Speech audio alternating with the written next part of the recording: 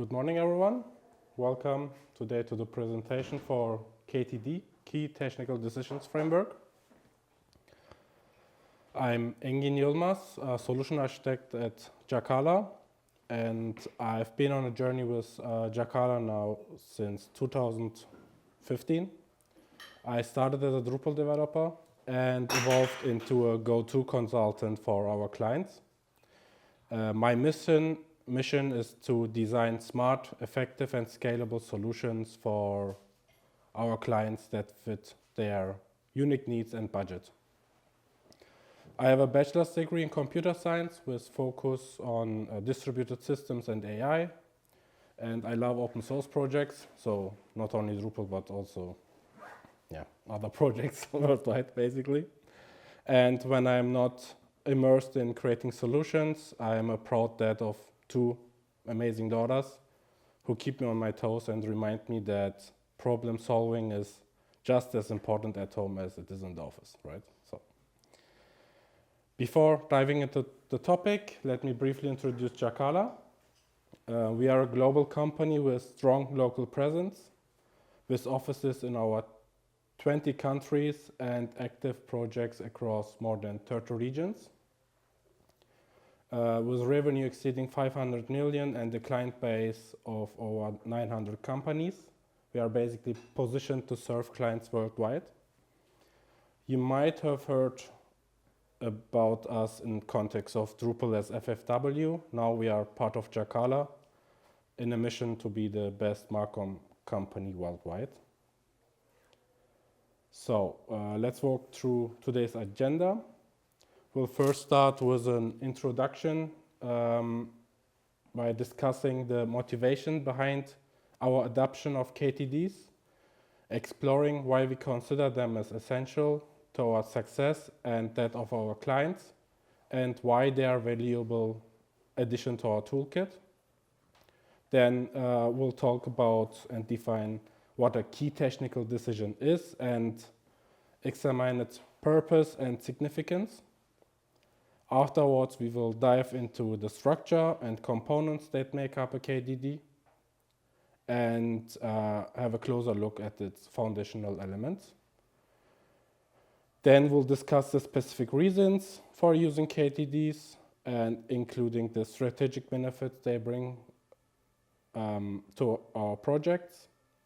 Then we will have a look at other similar standards and compare them or briefly align what the difference is to the KTDs.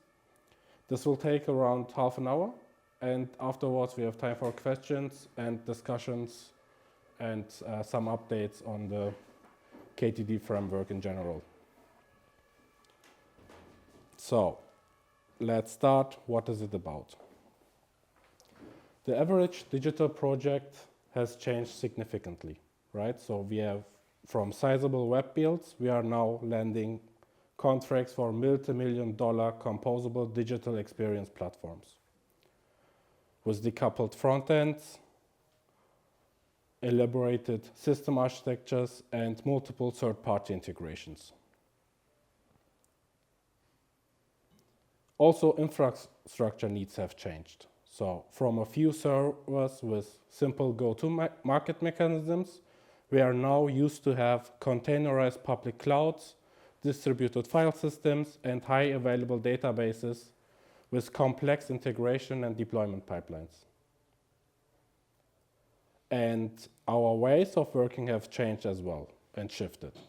So from a couple of people with few Photoshop files which were finished before the development started, we have now multidisciplinary agile teams. We have iterative component-based design and design systems. We have decoupled JavaScript front-end frameworks. We have third-party component libraries and systems that need to work with multiple touchpoints and channels and mediums to the end users. So to show it a bit graphically, we moved from this to something like this.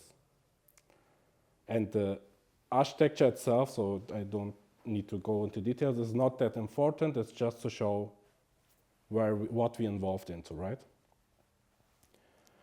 And obviously, digital does not have an end date. So what that means is that essentially we are not building only one-off projects anymore, but we have products or platforms on which we constantly iterate on. So everything is in product mode, and we don't have necessarily often a beginning, middle, and an end. The scope may change, timelines may change, and budget may change, so they are fluid, flexible, and adjustable. And the work we do is not finished as well. We often need to revisit it, refine it, refactor it, or adapt it to the new requirements.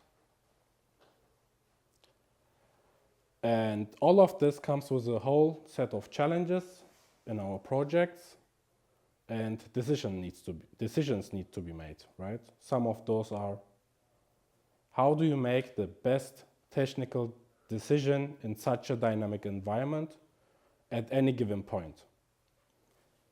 How do you know if an approach is good enough, and if it has been discussed enough for now, given the context of this project, and effectively manage the scope and budget and timelines? How do you quantify and manage the technical debt introduced, right? How do you document those decisions so they can be revisited later on? How do you give voice to everyone who has something valuable to say or contribute in such big teams? How do you make sure that every stakeholder is aware of the decision you are making and deciding? And how do you create consensus within your team, basically? So let's talk about what is a key technical decision in general.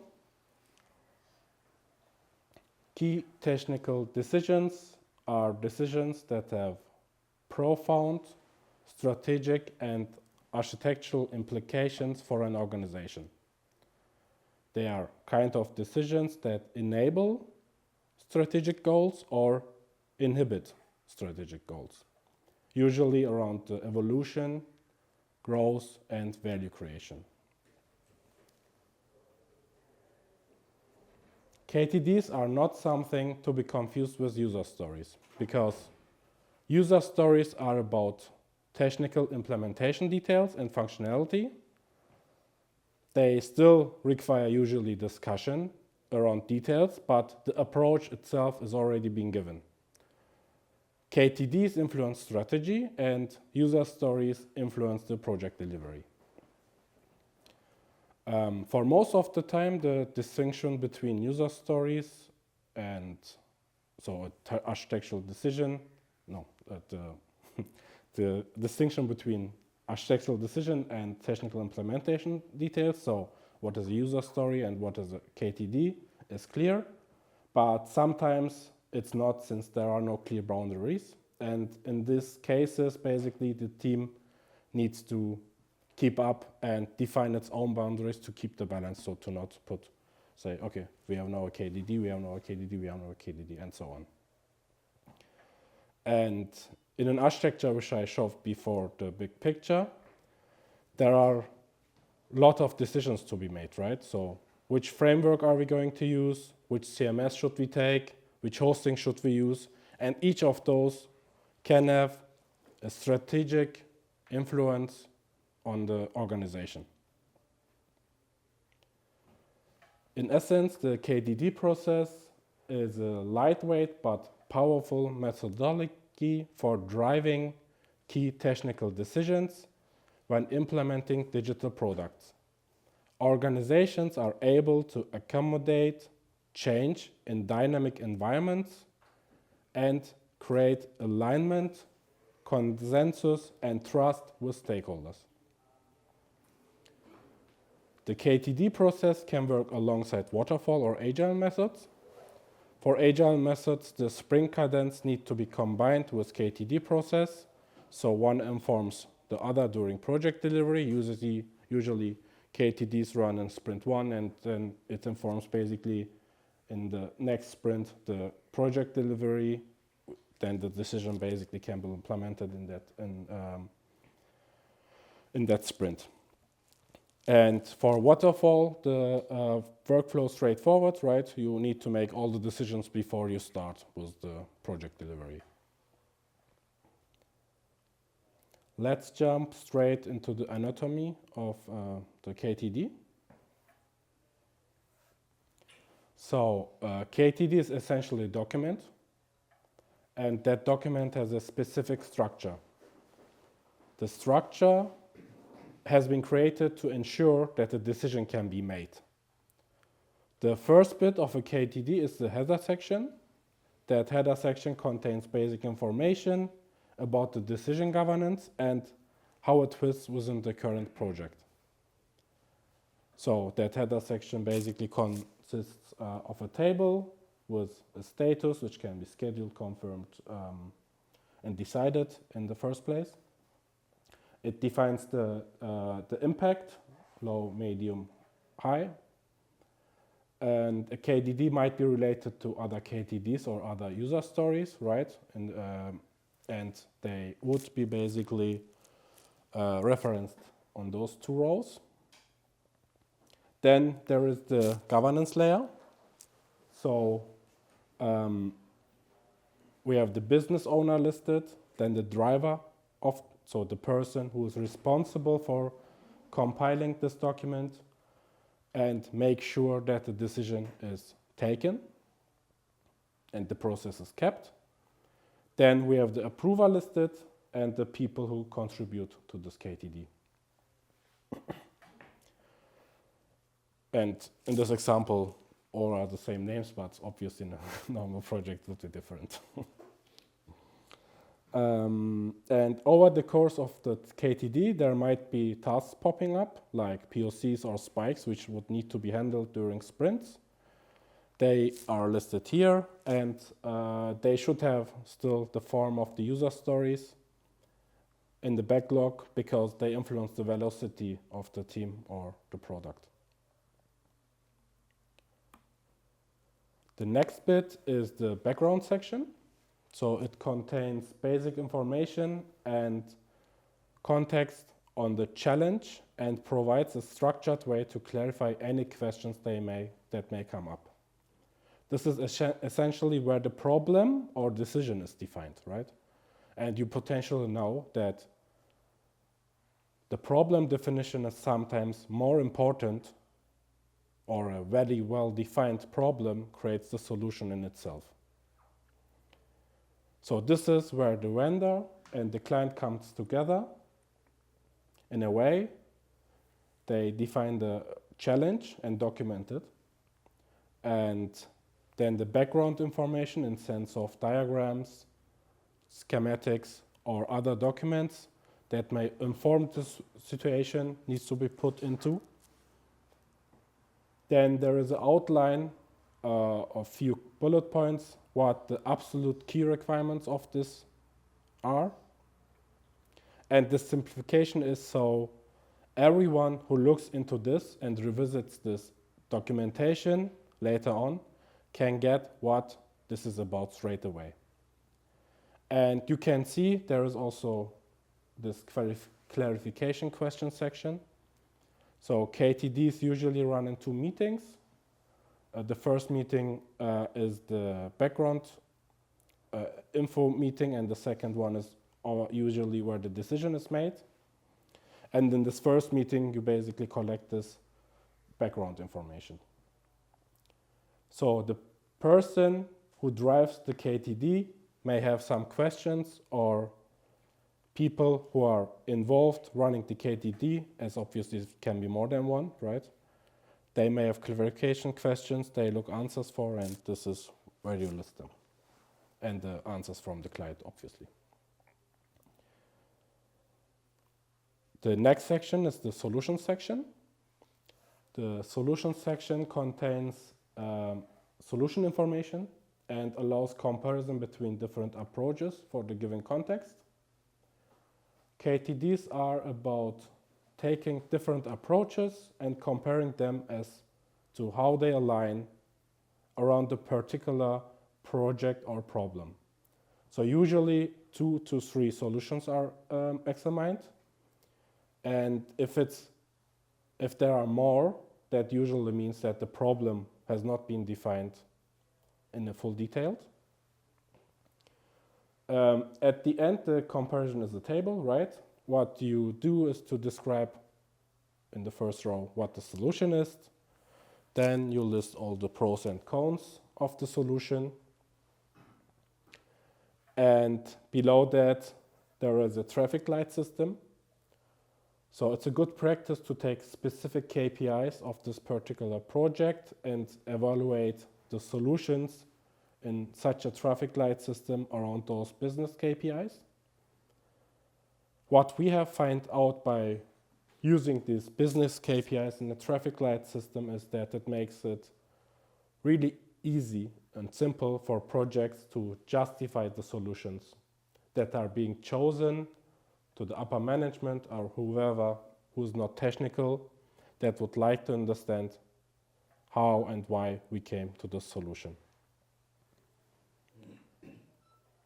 And finally, we have the discussions and decisions section. Its purpose is to enable discussions with client of preferred approach and create a record of the decision taken. As mentioned earlier, KTDs run in 2 sessions, right? An info session and a decision session. So throughout the decision session and after solutions and recommendations has been presented, there might be some clarifications, questions from the stakeholders and client side. So follow-up questions, this is where they are captured here. And if you are able to answer the questions right away, you can capture them directly in the meeting, or if not, obviously you can take them for later on and do a follow-up meeting based on this. And once you are through this and there is a recommendation or a solution that has been accepted and decided, there is an outline of the main assumptions and the key points of the solution. And it's important to not go into details in this document of the key points, so keep them simple, since there will be other documents or other stories being informed by this decision. So this should be not a full-blown documentation, but just a record of the decision and why it has been made. So you have the assumptions, you have the key points, right? And afterwards you capture the final decision as a format like solution B from solutions table was taken as a solution for this decision. Let's look why we use the KTD framework. So we devised them as a process to bring consensus and clarity to complex projects in highly regulated industries. KTDs offer as a transformative way to consult, decide and create consensus. And generally, they are a very well accepted method by teams and clients. Coming to the pros and cons of a KTD, or some lessons learned, one might also say. What we see is a trust among the team makes the decision makings easier. And usually teams that are able to define together are also delivering better. It's an important point that the decision must be followed through. So sometimes after a decision is made, there can be second thought and so on. So you might question the decision afterwards, which can lead to some decision loop, which should be avoided. That's why there is an approver, right, who approves the decision, and from that point it should be taken as set. It might sound nice in some cases to put more decisions into one KTD, but they should be avoided. So always there will be only one single KTD for each decision, and the smaller the better, and it should basically follow just single purpose. Sometimes we see teams slip into this, and it's something to keep in mind. The KTD is for a particular context, right? And time frame and budget as well. So it's not the ideal solution, but the best given the specific context of this project. So that's something which needs to be kept in mind. The traffic light system, basically, which we showed before, is the business KPIs are designed to help with that, but it needs to be still keep in mind of the people participating in this KTD process. On the other hand, something to mention is that the collaborative nature of the process is not easy for everyone to follow, especially in the beginning. So it needs a bit of hand-holding around this. And from KTD to user story, it's a long way. So some team members might think that having a KTD will make it easy to follow up with user stories, but that does not need to be the case, right? And good KTD does not guarantee good delivery. The user stories will come with their own requirements, and there are still discussions to be made and alignment to be made, giving everybody at the delivery level the possibility to perform.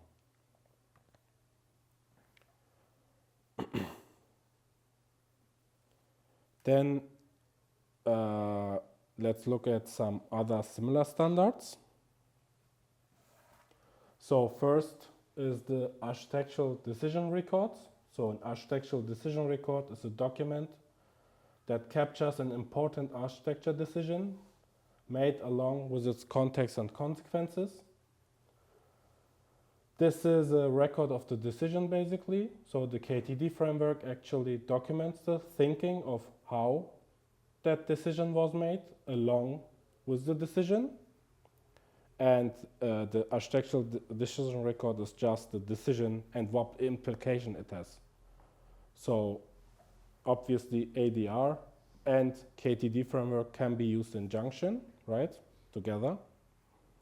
Beside that, there is ARC42, which was also mentioned, that offers a way to document and communicate a software architecture system, but not particularly the decision. We're a bit fast, but any questions? Yeah. Do you only need this or use this for your client project or also in the company, in the organization? So for example, if you have to decide which kind of development stack do my developers use, is this something every team decides with this methodology, or do you also apply this to the whole company? We decide to everyone use Apple, for example. I think it makes sense to use it also on the company level, but usually we have different teams across the globe, right? And we leave them the decision in such cases. I don't think that they use this framework currently to decide on this. It's mainly used in consulting or when there is a new project to basically define the scope and take the decisions on this level. Yeah. And the preparation of such a process is done in the first meeting, or do you have some step before defining a context, like we have to stick to an open source solution because of some regularities for the client, and we cannot use servers outside of Europe because of GDPR and all that stuff? These are basically the context which is defined in the first session of a KTD. Usually you find basically during the discussions that there are decisions need to be made, right? Where do we host, which CMS we use, and so on. And in the first meeting, you need to define basically all this context in order to find the right solution, yeah. So, but it's per KTD at the end. It's not in a global schema, yeah. Who's the ideal partner on the client side? Well, the ideal partner is usually the product owner who should be there, but obviously there are those other stakeholders who might be interested in this, so they need to be involved as well. It depends on the topic at the end. Yeah.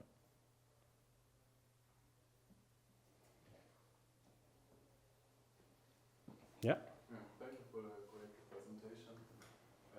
I'm wondering if you use this internally, and you've you've been mentioning that the requirements should be documented well, and I'm wondering if the requirements are maybe more coupled to the opportunities that technical solution will offer, and it's not clear from the start, like what you will implement, like what you want. For example, if you want to explore like AI features to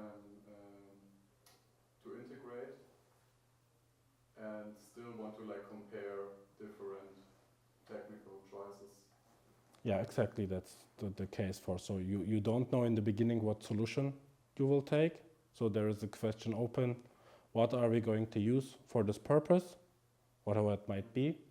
And then you basically define the boundaries of the solution, so the requirements and so on.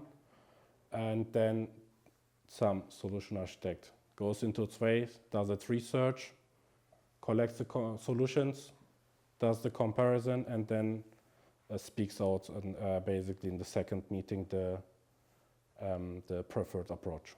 And then if client accepts, we go forward with that one.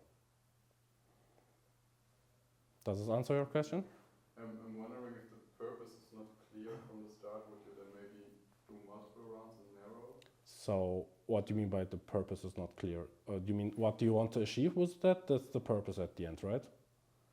So, I mean, you have a project, you have a goal, and based on this you have your, this is basically one of the requirements, your goal. This is what you want to achieve at the end.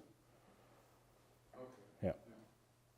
Thank you. Mm-hmm. Yeah, so what I understand from the presentation, and thanks for the question, that we are documenting the top level decisions, the top level architect decisions. Exactly. Yeah. Yeah. But sometimes it happens that when you try to investigate the requirement, go into detailed requirement, it's totally different. So you mean afterwards, after you took the decision? Going to do the detailed analysis and creating user stories, then you realize it's very much different from what we initially discussed about that. Okay. So in that case, how you update the DDD, or you just discard and Well, I would say it depends. If the decision was totally wrong, obviously you need to run another KDT to revisit it, right? But I mean, we had some cases where, for example, client came and said, we want to use this approach for hosting because this is what we want. Like, we want on the platform as a service. We don't want to, in the future, I don't know, we don't want to have a, we don't want to, how to say, exactly. And then during the project, it becomes clear that platform as a service won't serve because they need other services, for example, from AWS and so on. Then it would make sense to change the hosting to make it on AWS because you can use other services from AWS in order to basically accommodate the needs. So in that case, you just run another KDD, yes. So it happens, but that also means that the requirements at the beginning were not clear, right? Yeah. So not sure if you can do anything else on this. Yeah. What are some typical KTDs you do, the topics you do? Maybe you give us some examples. Yeah, I mean, hosting is often, I mentioned a few times. Which provider you need to select and why, right? Yeah, exactly. Or what kind of provider? If it's platform as a service, if it's a cloud provider, if it's metal, I don't know what, for whatever reason. Then it's what else? I have some examples. Let me briefly check those. Oh.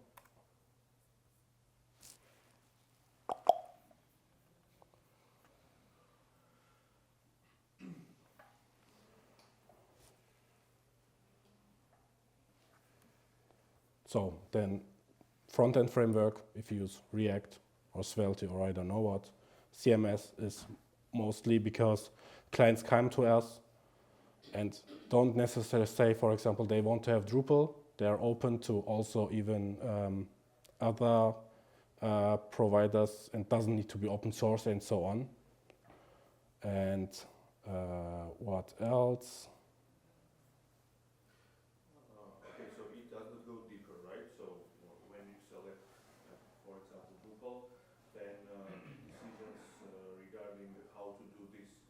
call what module to use, whatever. No, That's well, not, discussing KTDs, right? what model to use might be also KTD, but only if it really affects the architecture in terms of, are we going to use groups in order to do something, or are we going to go with multi-site, for example, right? This is an architectural decision at the end. Or, I don't know, if you go with, for example, if you go with static site generation, are we going to use Tome? Are you going to use Next.js? Are you going to use, I don't know, just curl to do this stuff, right? So these are architectural decisions which need to be picked, and then it needs a KDD, but not for the detail, like, I mean, yeah, on field level or something, that's not the case, yeah. Can you make the slides available after that? Of course, yeah. So this presentation itself was already given, I think, 2 times. So once at DrupalCon Lille from Tassos. So they are available there first. Then there was above in DrupalCon Barcelona about this as well. But I don't think that there is a recording about that, but I will make the slides available for sure. Yeah. Do you build some library around that if you do that multiple times? So do you, for example, have some kind of checklist or default process to evaluate open source projects or something like that?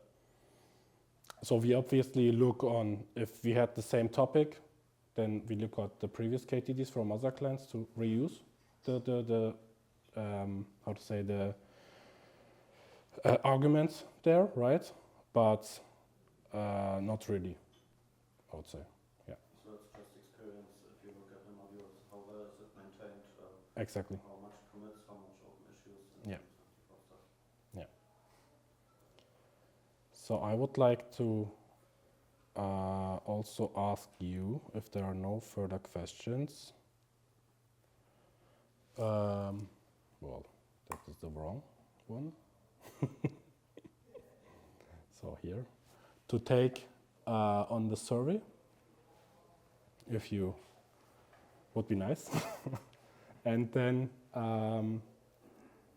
I will basically just briefly explain what now, because as you might have seen, we basically announced that we will open source this approach.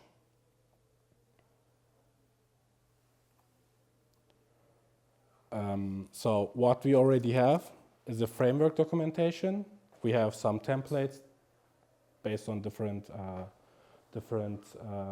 formats, right? If it's a docx or Confluence and so on. And we have a GitHub repo, which is unfortunately not public yet, and the website, which will be based on this GitHub repo, which we wanted to be ready today, but didn't happen yet, unfortunately. So hopefully in the next weeks. And once we are there, we will need help with translations, with implementation examples, with templates as well, if the templates we have are not enough, and help with improving the framework. So in the survey, I put also a field to put your email. So if you want to get informed, would be nice if you fill out your email, or you can also come to me and give your email to me so we can be kept in contact about this. Thank you very much. These are my contact details. And thanks for joining us for the Drupal fine. And thanks to the sponsors. Yeah.